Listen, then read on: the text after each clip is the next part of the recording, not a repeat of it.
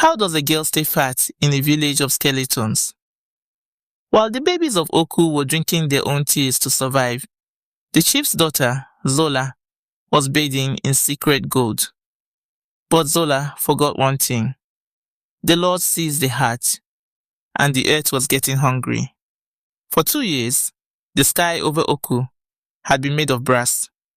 The cattle became standing skeletons, and the maize withered before it could even whisper. Yet, Zola remained suspiciously plump. Her skin glowed like polished bronze, and her laughter was loud and mocking. While other girls walked 5 miles for a cup of muddy water, Zola stayed in her father's compound, her lips always wet. Zola had found a hidden spring in the forbidden cleft, but instead of saving her people, she choked the life out of the earth with heavy stones and thorns. Every night, Zola went there alone.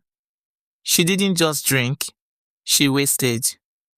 Zola would bathe in the cool water, laughing as she poured it onto the dry sand just to watch it disappear, while the cries of thirsty children drifted over the hills. One evening, old Malachi, a blind man who saw with his soul, stopped her. "Little bird," Malachi rasped, "the Lord sees the heart as clearly as the sun sees the mountain. To hide life from the dying is to invite a guest you cannot kick out." Zola simply spat on the ground. "If the God of justice wants them to drink," Zola mocked, "let him make it rain." That night, the water refused to be stolen. When Zola dipped her ornate clay pot into the spring, the water began to boil.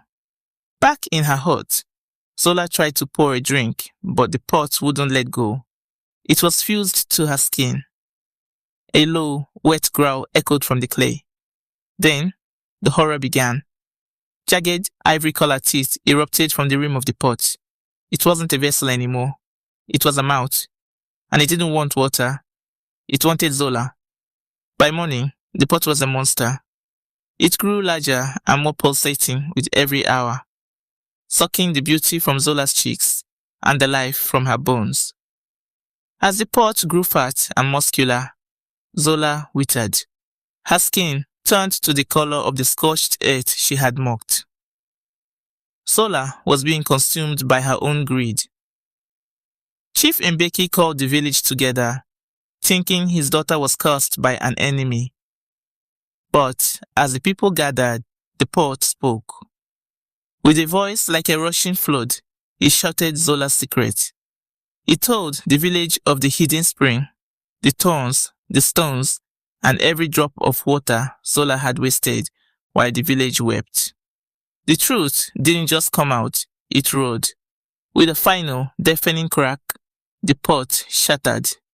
It exploded into a magnificent geyser of crystal clear water that carved a path through the village, filling the wells and soaking the fields.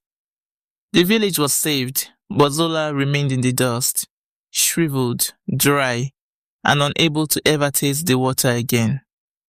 Zola spent the rest of her days as a servant to the widows she had mocked, carrying water for them under a sun that would never feel cool again. Whoever shuts their ears to the cry of the poor will also cry out and not be answered. Proverbs 21:13.